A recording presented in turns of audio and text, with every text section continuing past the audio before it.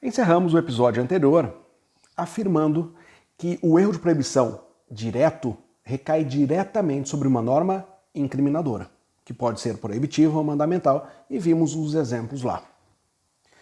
Aqui, nós iniciamos afirmando que o erro de proibição indireto recai sobre uma norma não incriminadora, especificamente sobre um tipo permissivo.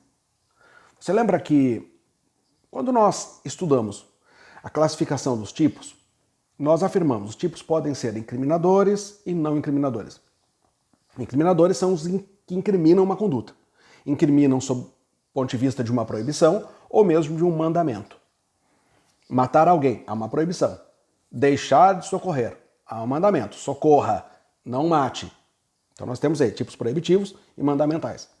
Agora, existem tipos que não incriminam condutas. Ora, se eles não incriminam condutas, eles autorizam a prática daquela conduta. Os tipos mais comuns não incriminadores são os permissivos. Os tipos permissivos são aqueles que permitem a prática de uma conduta que de regra é proibida. Nós sabemos que de regra é proibido matar alguém, mas também sabemos que em estado de necessidade ou em legítima defesa podemos matar alguém. Então nós vamos ter aqui um erro recaindo sobre esses tipos. Nós estamos em um cenário de erro. Quando nós estamos em um cenário de erro, nós devemos verificar em que nível se dá esse erro. Se o erro se der ao nível do fato típico, nós teremos um erro de tipo. Se esse erro se dá ao nível da culpabilidade, teremos um erro de proibição. Você lembra as expressões sinônimas para excludentes de ilicitude? Justificantes, causas de justificação, causas justificativas ou discriminantes. Nós vamos ter que adotar essa terminologia daqui para frente, discriminante. Ora, se o sujeito está em erro, a melhor forma de eu identificar essa discriminante é chamando-a de putativa, imaginária, excludente de ilicitude imaginária. O sujeito está em erro sobre a potencial consciência da ilicitude em um cenário de uma discriminante putativa. Nós já estudamos, ao verificar o erro de tipo, que no contexto das discriminantes putativas, o erro pode recair em 3 situações diferentes. Uma, sobre os pressupostos fáticos. 2, sobre a existência de uma excludente de ilicitude. 3, sobre os limites ou alcance de uma excludente de ilicitude.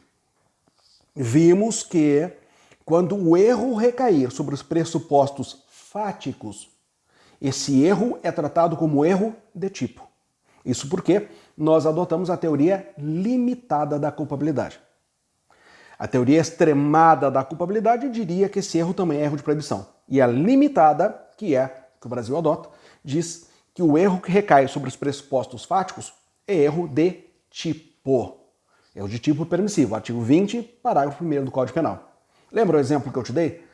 O sujeito encontra um desafeto que o ameaçou de morte veementemente e naquele momento o sujeito faz um movimento brusco em direção à cintura, ele pensa que o sujeito vai sacar de uma arma, ele se antecipa, puxa dele, atira e mata.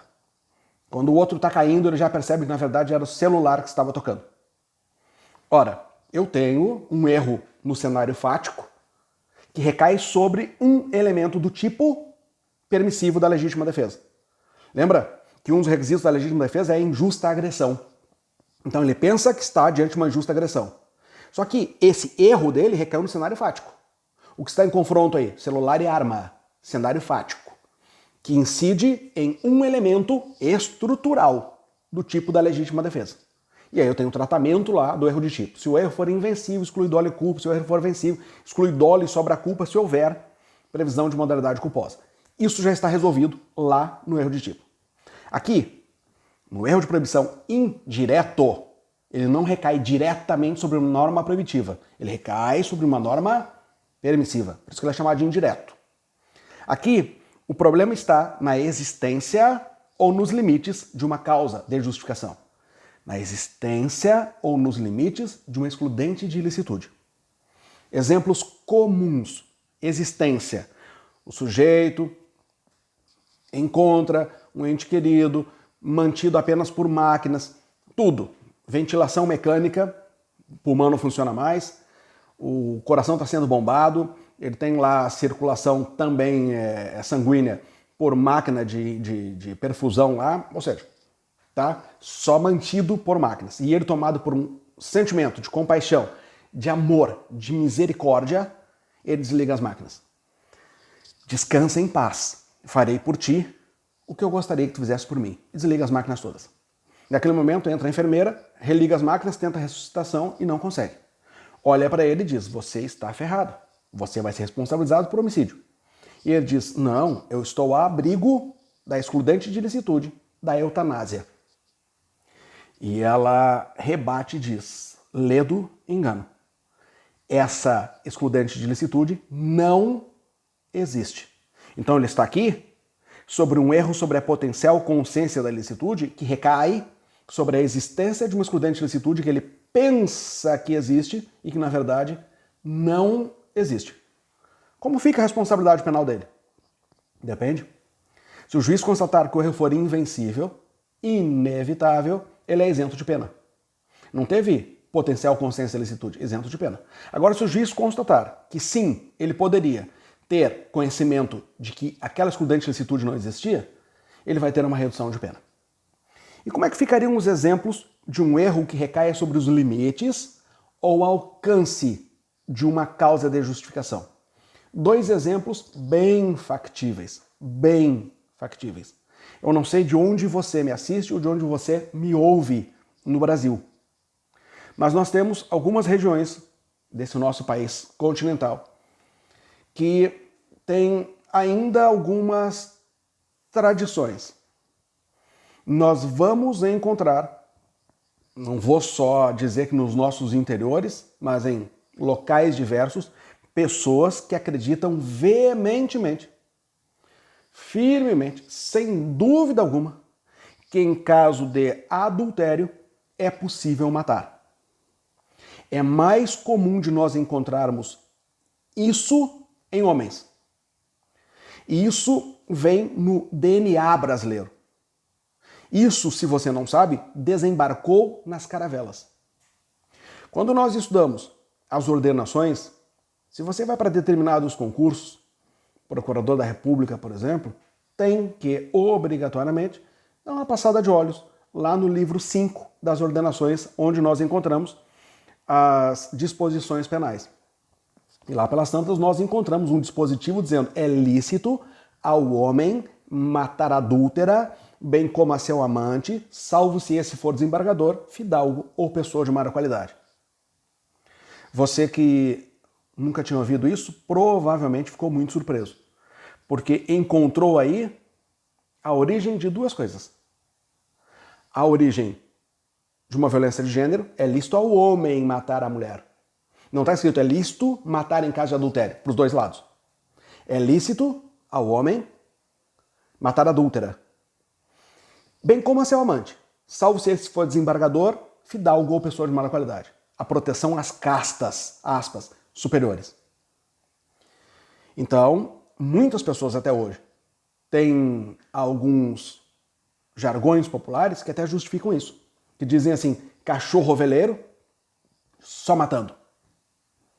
Então, a pessoa mata a outra em face de adultério e acredita piamente que está na legítima defesa da honra, ao abrigo de uma excludente de ilicitude. Pergunto, existe legítima defesa da honra? Claro, existe. Existe legítima defesa de qualquer bem jurídico, da vida, do patrimônio, da honra, desde que observados os requisitos do artigo 25. Um dos requisitos é moderação no emprego dos meios necessários. E, de longe, matar em caso de infidelidade configura excesso. E a gente sabe que o excesso nos termos do 23, parágrafo 1 do Código Penal, é punível a título de dolo ou de culpa. Mas é punível. Mas ele vai alegar que dentro da tradição dele, dentro da cultura dele, que ele achava que era muito tranquilo a ideia de matar em caso de adultério. Como é que fica a responsabilidade penal dele? Depende. O juiz vai ter que verificar. Se o erro for invencível, ele é isento de pena. Se o erro for vencível, tem uma redução de pena. Saiba você, em alguns julgamentos desse nível, por incrível que pareça, a tese defensiva é essa mesma. E não raras vezes se vê absolvição, e não raras vezes por unanimidade. E por óbvio que o Ministério Público vai recorrer de uma decisão dessa do Conselho de Sentença. De qualquer sorte, está aí a alegação dele, que ele acreditava que podia fazer, que não era ilícito. E tem um outro exemplo que você certamente conhece também, talvez você já tenha ouvido, que encontrando o ladrão dentro de casa, pode matar. Se encontrar o ladrão dentro de casa, pode matar. O antigo direito israelita, o antigo direito romano, contempla hipóteses de poder matar dentro de casa associado a alguns elementos. No período noturno, com rompimento de obstáculos. Ou seja, se o sujeito está dentro da tua casa, boa coisa ele não quer fazer, então pode matá-lo. Agora, nós sabemos que pelo nosso ordenamento isso não se sustenta. O sujeito estava dentro do pátio. Estava lá só de calção, sem camisa, pé descalço, tentando arrancar umas roupas do varal, tentando desgrudar o botijão de gás da parede, tentando soltar a bicicleta lá para furtar, para trocar por droga. Conhecido drogadito da região que troca tudo e qualquer coisa por pedra. O dono da casa estava esperando aquele momento, já estava com uma 12 adredemente preparada lá. A hora que o sujeito está correndo, ele vai acompanhando a caça, efetua um disparo fatal dentro do pátio. Ele mesmo liga para a Brigada Militar, aqui no Rio Grande do Sul nós chamamos a Polícia Militar assim. Ele liga para a Brigada Militar, o orgulhoso com um pé em cima do morto, diz, tá aí, um ladrão a menos. E qual não vai ser a surpresa que ele vai ouvir do brigadiano que ele está preso. Mas ele diz, mas escuta, tá dentro do meu pátio? Eu matei dentro do pátio, não foi na rua que eu matei. Ele acredita que a legítima defesa do seu patrimônio alberga a possibilidade de matar. Como é que fica a responsabilidade penal dele? Depende.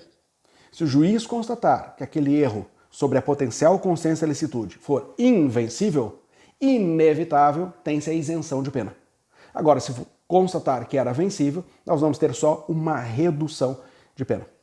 Então, fechando, nós compreendemos que o erro de proibição indireto não recai sobre uma norma proibitiva, e sim sobre uma norma permissiva.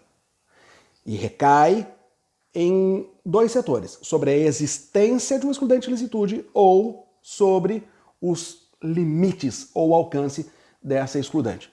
E a solução para o erro de proibição indireto é exatamente a mesma do erro de proibição direto. Depende da vencibilidade para decidirmos se ele vai ser isento de pena ou se vai ter redução de pena.